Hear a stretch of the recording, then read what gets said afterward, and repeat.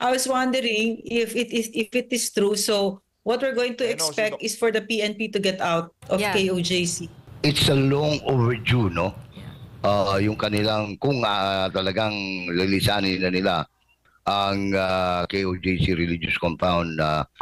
Hindi pa ho kumpirmado to mga kababayan. Nakita lang ho natin sa post nitong si DILG Secretary Benhur Abalos, nahuli na si Pastor Kibuloy. Tingnan ho natin kung anong mga latest na kaganapan dyan sa KOJC.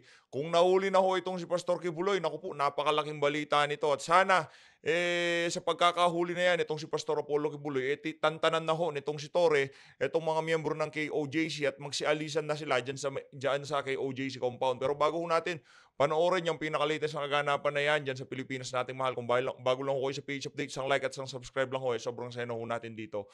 At sa mga gusto sumali sa ating community para kayong pinakaunang makakita sa ating mga reaction video, click lang ho yung join button sa baba. Pakinggan ho natin itong si Dr. Lorraine Badoy. Mangyayari Grabe yan ho kung to, hindi grabe. sila magkaibigan, no? Yeah. Pero yung sinabi naman natin yun early on kay Martin Romualdez. Nagulat ho tayo kasi pagkabuklat naman ho natin ng ng FB natin. Ito ho lumabas. Tinatraidor ka na ng mga yan. Yes. No, sinisiraan ka na ng mga yan. Si Carol Aurelio meron nga siyang series of talks na tungkol sa Marcos dictatorship, no? So, kinukuha nila yung pera dito pero sisiraan pa nila patalikod. Yan yung pagpaparaan ng CPP, NPA, NDF. So, pero hindi pwedeng gawin ni Speaker Martin Romualdez ang hindi niya alam. No, ayun lang kasi ang niya. No, kung kaya't ganite under Martin Romualdez walang asenso, walang hirap na hirap sa buhay kasi nakita natin nga totoo pala yung mga sinasabi ng mga former rebels, no, na mga operators din niya, yung mga CPP, NPA, NDF. Ganun yung mga sinasabi nila eh. So tanungin natin si Speaker, totoo ba yun? Pero baka busy si Speaker kasi busy siya trooping the line, di ba? Alam mo ba? Feel na feel nga niya, presidente siya Doc Lorraine. Talagang may ano pa siya, sumasaludo pa siyang ganyan. Naglalakad siya, may escort pa siyang mga militar. Hindi ko rin alam bakit nagpapababo yung mga militar natin, no? Oo nga. Di ba? Bawal yun Again, alam mo, di ba bawal noon, yun. Alam mo ba? Doc Lorraine, di ba? Remember nung si VP Robredo, yung nakita natin sumasaludo sa bandila, cringy nga yun Parang sabi nga nila, hindi daw proper yun Lalo pa kayo yung House Speaker na parang may entourage pa, nagmamarcha na parang siya na ang presidente ng Pilipinas, matigas ang mukha. Si President Tambalatlot. Tambalatlot, President na. Tapos sabi ni Chris sa kanya, nakakatawa, baby damulag energy. Kaya nga, Boy Scout di ba? Nakakatawa. Sobrang nakakatawa, di ba? Na biglang bibong-bibo ka, President, feeling, di ba? Parang kakangilabot, di ba? Nakakangilabot. Pero at the same time, sobrang nakakatawa. Natawang-tawa ako pag nakita ko gano'n. Hindi kaya binabangag talaga nila si presidente para hindi na maka-attend sa ganyan, siya na umattend sa ganyan. I-post lang ho muna natin to, panoorin ho natin yung mga latest na kaganapan dyan sa KOJC compound. Grabe ho nangyayari dito. Napakarami hong pulis ang idineploy dyan sa KOJC compound. Ito ho mga kababayan, panoorin ho natin itong footage. Galing kay yan o. Brothers Traveler ho yan, Brothers Traveler. Tapos na nga. Back to normal na daw. Oh, back to normal? Hey, yes! O yan, back to normal na. Normal na daw po, back to normal na. Narinig natin ha. May nagsabi na, thank you. Back to normal na po tayo. Palagay ko ho mga kababayan napakiusapan ho itong si Pastor Apollo Kibuloy na sumuko na dahil nga naman sobra-sobra na ho ang nararanasan ng mga miyembro ng KOJC sa ginagawang panggigipit ng mga kapulisan sa kanila. Ito, kay J. Guevara ho. J. Guevara, kay Sir J. Guevara ho tayo. Pero umatras ang mga pulis. Nagsibalikan Ano ba na ho sila. Nahuli na ba o hindi pa nahuli ang si Pastor Kibuloy? Kasi kalat na ho sa social media Bumalik na po Meron ang nung mga tayo pulis, naririnig na hindi pa daw nagsiatrasan na. nahuli. Umatras na po ang mga pulis. Sana tuluyan na silang umatras. Kasi kung nahuli na ho yan, arestado o nag-surrender? Yun ang tanong eh. Pero hindi natin alam kung saan talaga sila pupunta. Oo. So, Arestado parang o umikot nag-surrender? lang. Ay, iikot na sila. Ayun, pumasok na po sila doon sa ano. Grabe ha. Papasok Arestado na ho ba ata o sila sa nag-surrender? loob ng JMC Plaza.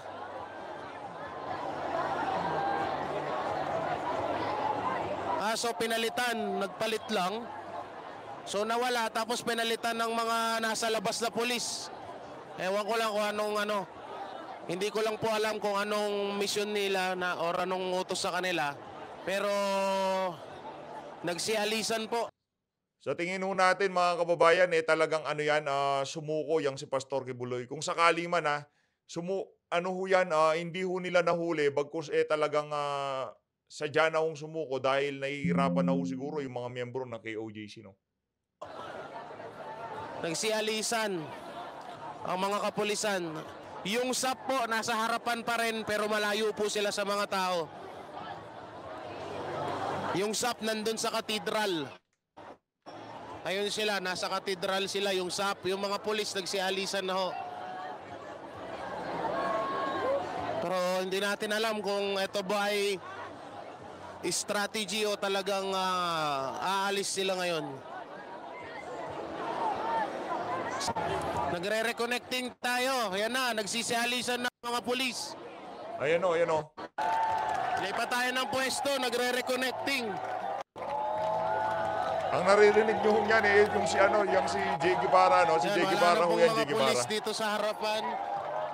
Jay Guevara ho yan, Pero Jay hindi na Guevara. alam kung anong plano nila kasi nandito pa yung mga SAP.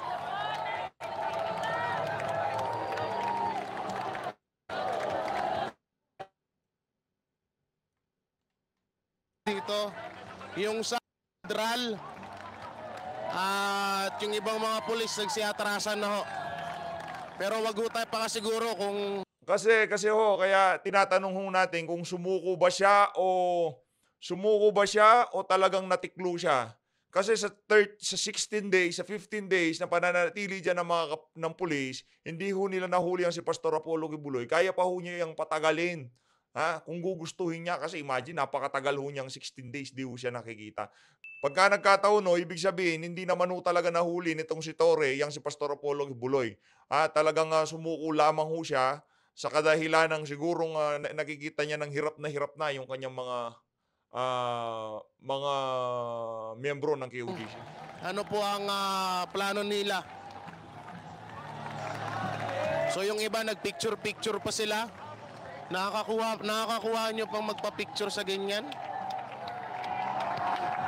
Yung ibang pulis parang masaya pa.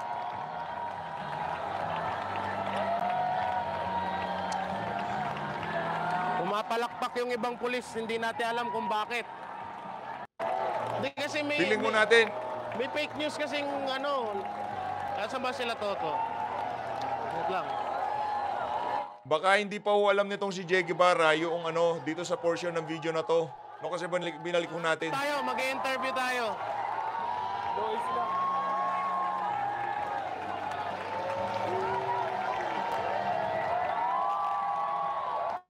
Ayan o mga kababayan, nakatutok ho lahat ng video ngayon dyan sa katedral. Ibig sabihin, nandyan talaga si Pastor Kibuloy. Kung sakali man dyan talaga nila nakita, nandyan ho pala talaga si Pastor Kibuloy. Wala ho tayong magagawa mga kababayan dahil alam naman ho natin ang plano ng administrasyon na to kay Pastor Apollo Kibuloy, no?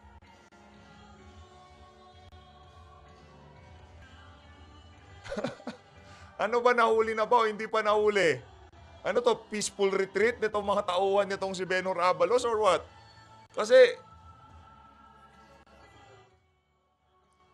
wala pa ho talagang konfirmasyon na nakalagay lang ho doon sa nitong si Benhur Abalos. Alam niyo naman ho yung si Benhur, sinungaling. Now in custody, nahuli na. Ay kay Atty. Trixie Cruz Angeles na ho mismo nang galing, now in custody. Si Pastor Kibuloy ho siguro ang tinutukoy nitong si Atty. Trix. Magkagayon pa man, may halong kalungkutan sana hindi ho siya Kasi pag dinala yan sa Amerika, wala, yari-yari ho, no? Oh, yun lang naman ho eh. Yun lang naman ho ang pakiusap ng kampo nitong si Pastor Apollo Kibuloy. Willing naman ho siyang sumuko eh. 'Di ba? Willing naman ho siyang sumuko kaso gusto niyang hingi ng garantiya nitong si Marcos Jr. na hindi siya ibibigay sa mga Amerikano kasi ang talagang umahabol ho sa kanya mga Amerikano. Yun ho yun mga kababayan. Feeling ko natin hindi yan na biglaan na lang nahuli, hindi ho. Talaga hong sumuko yang si Pastor Kibuloy. Diyan sa KOJC compound, kung makikita ninyo sa ating mga TV screen, unti-unti nang lumalabas ang mga kapulisan dyan sa nasabing compound at hindi pa natin alam kung ano yung rason sa kanilang paglabas. At patuloy pa rin na nananalangin at pumupuri ang mga KOJC members dyan sa plaza ng nasabing compound. Oo, kanina nakita rin natin, kasabay nito yung Feeling ko mga kababayan talagang sumuko yang si Pastor Apollo Kibuloy at kumalat na ito sa mga miyembro ng KOJC kasi bakit napakarami hong tao na talagang nag-praise and worship diyan sa compound, no? Kung hindi nila alam itong galaw na to, yung mga mangyayari na yan diyan sa KOJC. isinasagawa ding kilos protesta naman sa Liwasong Bonifacio na ganun din, no? Sinabayan tayo sa ating pananalangin, sa ating pagpupuri sa ating dakilang Ama na kung ano man yung nangyayari ngayon na paglabag sa batas, pangdadahas ng mga kapulisan, nananatili pong ganito ang kakalma, no? O ganito kababait po ang mga missionary po ng Kingdom of Jesus Christ na hindi po lumaban. Ayan, no, nakikita po natin ngayon. Tuloy-tuloy nga. Yes, at mga kababayan, no, witness po tayo. Grabe po talaga yung milagro ng makapangyarihang Ama na ginawa po niya. And yung palagi po namin sinasabi dito na prayer is the most powerful weapon, mga kababayan. And kahit nga kanina mga ka-partners, no, yung tension din po dito sa amin sa studio ay napakataas po din, mga kababayan, kasi speechless po talaga sa mga nangyayari ngayon dyan sa loob ng KOJC compound. Kanina, partner Carla and Almar, lalo na no, yung unang pasok nung live feed natin dyan, di natin mapigilan talagang maiyak din, sabayan ang ating mga kapatiran sa compound habang sila'y nananalangin at nagbibigay ng papuri sa ating dakilang Ama. At sa ngayon, ito sa loob po ng katedral, ayan, tuloy-tuloy po ang pagbibigay ng pasasalamat sa ating dakilang Ama. Dahil sa wakas, nadinig na rin po ang ating panalangin at yun na nga ang tuluyang paglilisan po ng mga kapulisan sa ating compound. Yan po mga kapartner, sa loob po yan ng cathedral kung saan ipinagpatuloy ng mga KOJC members ang kanilang pagpuri dahil na-access na po nila mga kapartner ang cathedral na kung saan ilang araw din na diskusyon mga kapartner makakasama natin sa gabing ito.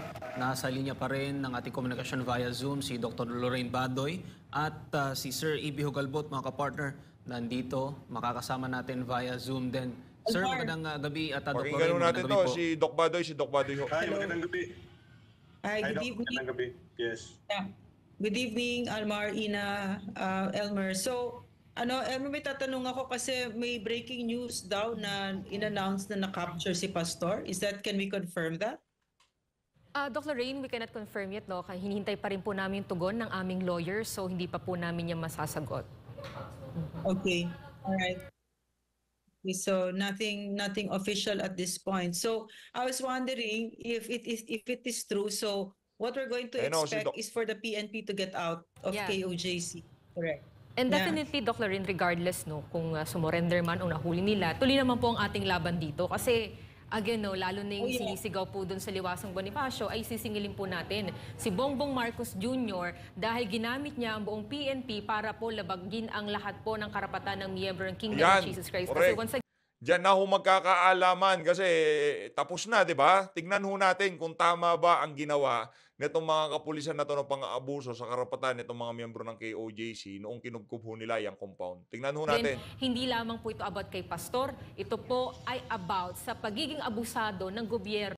Saka kung yung Itong si Torre, meron siyang intel. Ibig sabihin, yung intel nitong si Torre, valid talaga. No? Kaya yung sa circle nitong KOJC, kailangan ho nilang tignan kung sino yung mga daga dyan. Kasi merong nagre-report kay Torre na nandyan si Pastor Kibuloy. Ni Bongbong Marcos Jr. Yes, yes, of course, no. Hindi sinunod ang due process at saka yung rule of law. No? So, ano yung nakikita natin ngayon? Pinapasok na yung mga members ng KOJC sa cathedral? Yes po. Kung pwedeng ipakita ulit, no. So currently din po, lahat po ng mga miyembro, mga missionary po na pumunta rin po sila sa cathedral ngayon at tuloy-tuloy po yung pananalangin at pagpapapuri po, Dr. Lorraine, tulad din kanina. So kasi finally, napasok na po namin uling cathedral at sana nga completely wala na pong pulis. Hindi ho siya nahuli, ha? Hindi ho siya nahuli. Sumuko ho siya sa ISAP. Ha? Sumuko ho yang si Pastor. Doesn't matter, nandyan na ho siya, hawak na ho siya ng mga otoridad. Sumuko, nahuli, nandun na ho. Hindi na ho nagmamatter kung sumuko o nahuli siya o kung ano pa man. Hawak na ho siya ng mga otoridad. Na makita doon po sa loob ng aming compound. Tsaka yung nakita natin kanina, Doc Lorraine at tsaka Sir EB, yung dami ng pulis, talagang nakakatakot na ganito pala yung kaya nilang gawin sa kung ano man ang gusto nilang, sabi nga ng iba, kung baka mahirap na kapag makapagtripan ka ng isang adik. Hindi alam mo, ito yun no? Ito yung nakikita ko sa administrasyon na ito. No, kapag meron silang kaaway, no? Yan pala yung puwersa na gagawin nila.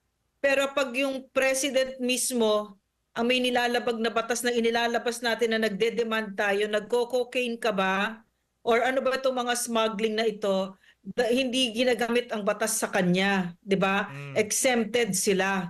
At saka yung mga malalapit na mga kaibigan nila, inaareglo nila. No? Sir EB. Well, I agree, no? And at the outset, sinabi ko na nga, no?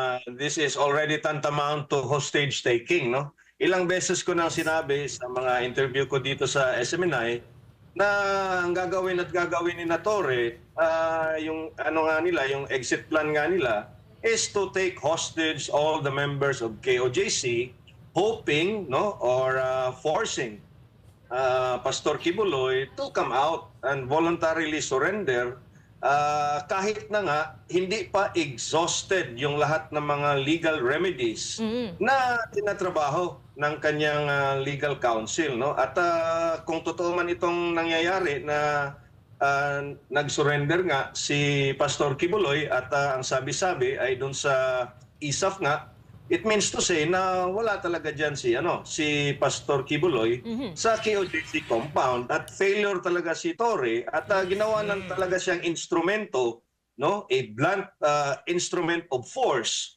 para mapuwersa nga na lumantad si Pastor Kibuloy. Correct. Oo, at Sir EB, no, abangan lang talaga natin yung confirmation, pero ang gusto rin nating puntuhan dito, wala nang karapatan. Simula pa naman, no, itong PNP na okupahan o kubkubin itong religious compound. At salamat naman dahil unti-unti na silang umaalis dyan. Kasi yung hinala din natin, no, Sir EB and Doc Lorraine, ang plan nila, dahil alam nila hindi naman basta magsusurrender si Pastor, lalo na't may banta po ang kanyang buhay, kanila pong kukubkubin, no, yung kukunin itong mga tahanan po namin. So wala na silang dahilan kung ano heartbeat pa yan. Baka kasi, Sir EB, Doc Lorraine, alam mo naman, pag mga galawang hindi naman matino na to, itong galawang mga magnanakaw, galawang bangag, baka magbutas-butas na naman sila, maghukay-hukay na naman dyan sila sa aming compound. At saka tuloy pa rin naman yung mga kaso, yes, no? In recognition of the rule of law. Yeah. Baliktad na, tayong mga mamamayan ang pinapaalala sa kanila at tayo ang magpapaisa sa buhay natin yung batas na sila mismo, ang gobyerno mismo ang nagva-violate. Yes. So tama naman yun, no? Hindi naman tama yun. Ibig sabihin, responsibilidad natin yun. No? Ang ating, hindi tayo papayag ng ating lipunan ay magiging uncivilized. Ibinabalik natin ang pagkasibilisado natin na tinanggal ni Bongbong Marcos. Napaka-uncivilized ng ginawa ni Bongbong Marcos dito. Yes. And Well, idagdag ko na lang rin, Doc Lorraine, no, Almar and Ina, na ito na nga, no, ginagawa nga nila yung napaka-blatant violation of our guaranteed constitutional rights, no, dyan sa KOJC.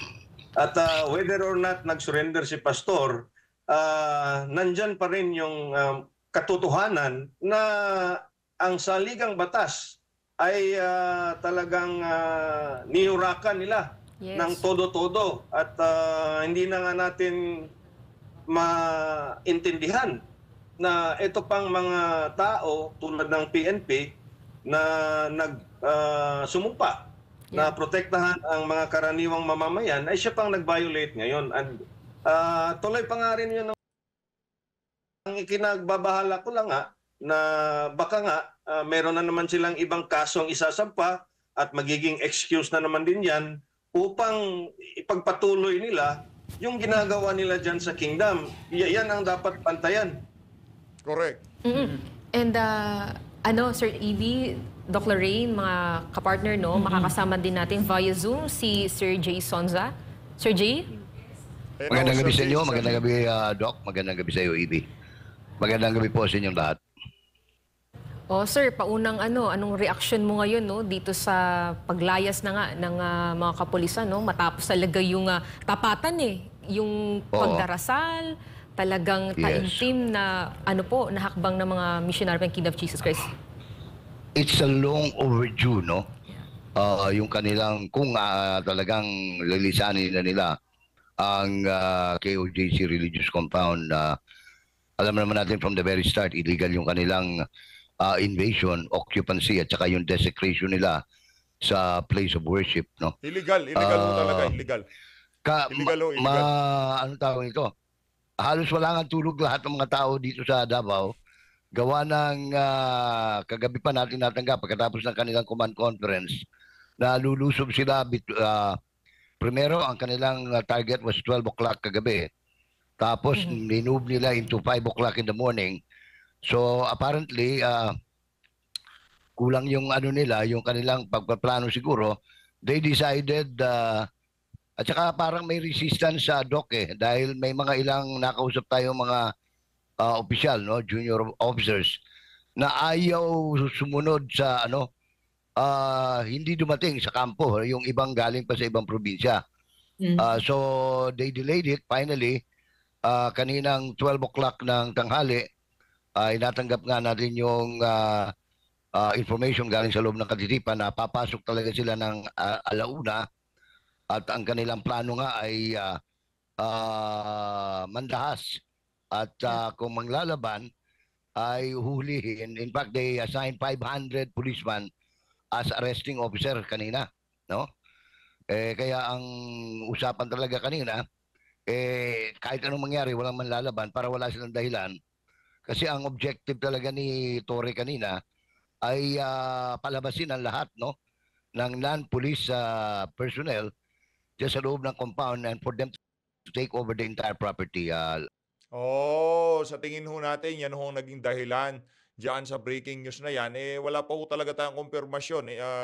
Doon sa pa lang ho yan dyan sa Facebook post nitong si Abalos at nakita natin yung ibang mga vlogger, nagsalita na rin uugnay yan. Pero yung official ho, yung nakita sa larawan, yung hawak ho talaga ng mga otoridad, itong si Pastor Apollo Kibuloy. Wala pa ho tayong kumpirmasyon dyan. Ina.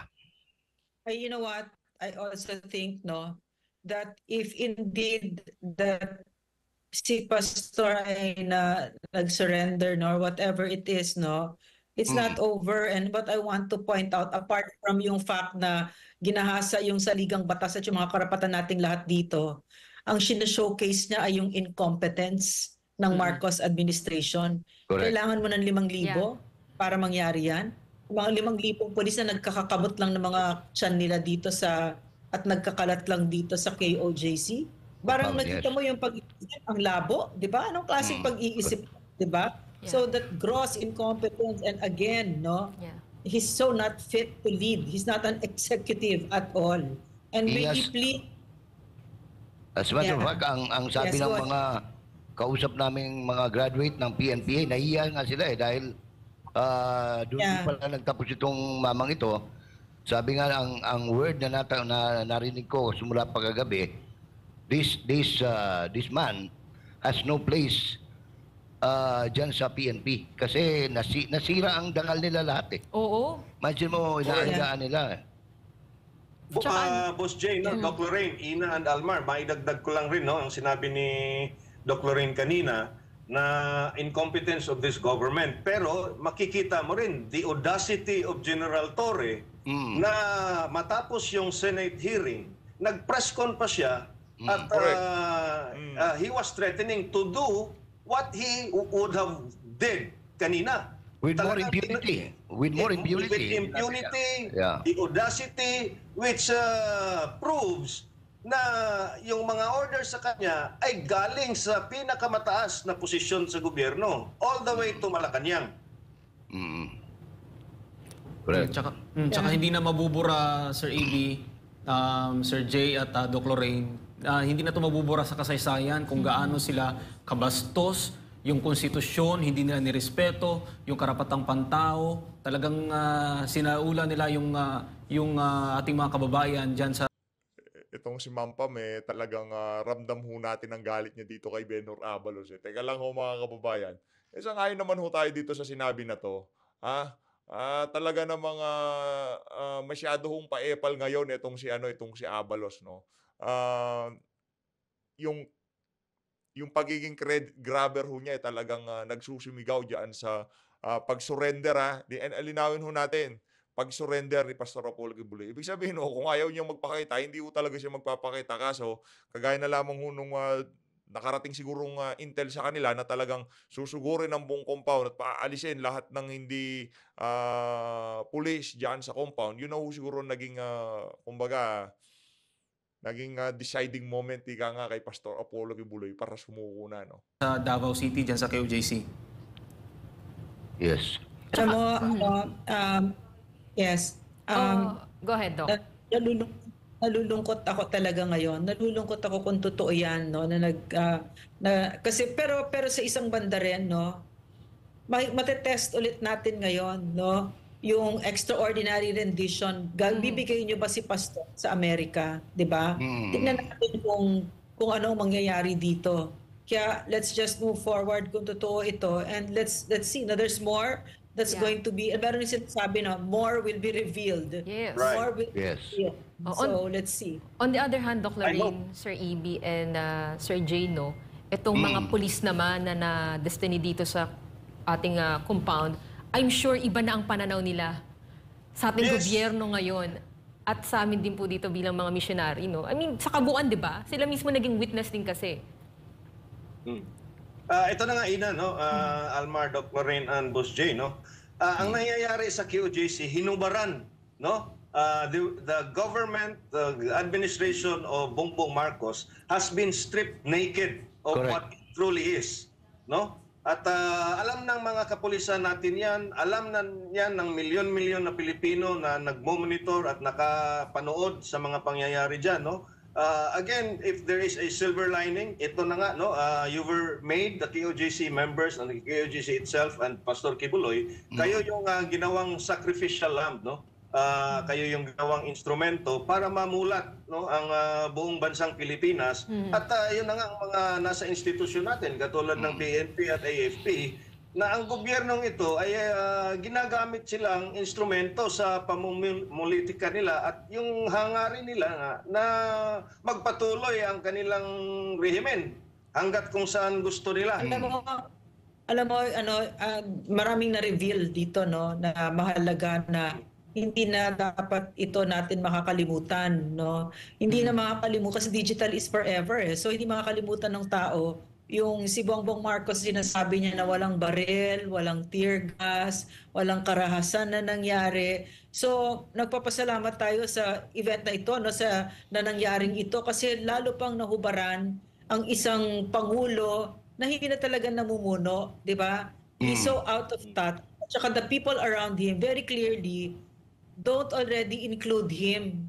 'Di ba? He is so out of it, 'di ba? And now that we saw a very clear picture of how this government is being run. It's certainly not being run by people who are elected by the people. Okay, so, well, in the case of Bongbong Marcos, honestly, no, in the case of Bongbong Marcos, what's it gonna look like though if he was the one running? I don't think it's gonna be any better. So that's beside the point. But meron kang inelect and this government that's being run by people na walang mandato. 'Di ba? Nakita naman natin si Speaker Martin Romualdez kung umasta. 'Di ba? Wow, Correct. President, may pasaludo-saludo pa at ganyan. So that's the danger. That's the danger that somebody who was voted by 120, 150,000 Filipinos is the one that's taking the reins of the country and acting as if he's the president. No? Yeah. And not only that, sinisira niya, he's trying to destroy someone who was voted into office on a very strong and solid mandate, historical. 32 million Filipinos voted for Inday Sara. No? Okay. At Tama, saka, no? At, yes. yes po. At saka, no, Sir Ibi, Doc Lorraine, Sir Jay, hindi din po basta-basta yung pinagdaanan ng mga KOGC missionary. Kasi alam po natin magdadalawang linggo na po sila. Yung mga sufferings, pains po na dinaanan po ng mga kapatiran namin dyan, hindi po talaga mababayaran. Tama, no? At I would even suggest na lalo na yung mga bata at saka yung mga matatanda or kung sino man ay magsagawa kayo ng stress debriefing at magkonsulta ng mga psychologist at para ma-evaluate yung mga tao dyan so that you can also file civil claims, no? Siguro a class suit, no? Or probably go to a humanitarian court dun sa UN or whatever it is, no? Na legal recourse. At yun na nga, no? Kasi sabi nga ni Doc Lorraine kanina, no? At dagdag ko na lang rin, no? It seems na hindi nga si Bongbong Marcos ang nagpapatakbo. But what is worse, no? Pinapatakbo siya na Martin Romualdez na wala man lang 200,000 votes at yung asawa ni Bongbong Marcos na si Liza na wala man lang kahit isang boto. Walang accountability. At yung mga appointed people niya sa baba. Na hindi naman talaga, wala naman talagang mandato from the people. So, ang tingin ko dyan, Boss Jay, no? Dr. Ina Nalmar, no? I think labo-labo na yan sila dyan. Bongbong Marcos is so weak, no? Is so weak, he doesn't know who's running his government anymore. Correct. Yeah, exactly. Ayun na nga mga kababayan, dito na unahan tatapusin ang ating reaction video. Antabay lang ho kayo. Marami pa ho tayong susunod na video kaugnay dyan sa post na yan. Itong si Benhur Abalos na nahuli na. Anong nahuli? Baka sumuko ito talagang si Benhur. Masyadong papogi. Huwag niyong iboto yan. Walang kwenta yan si Abalos. Mag-ingat ho kayo lahat. Alad Pilipinas.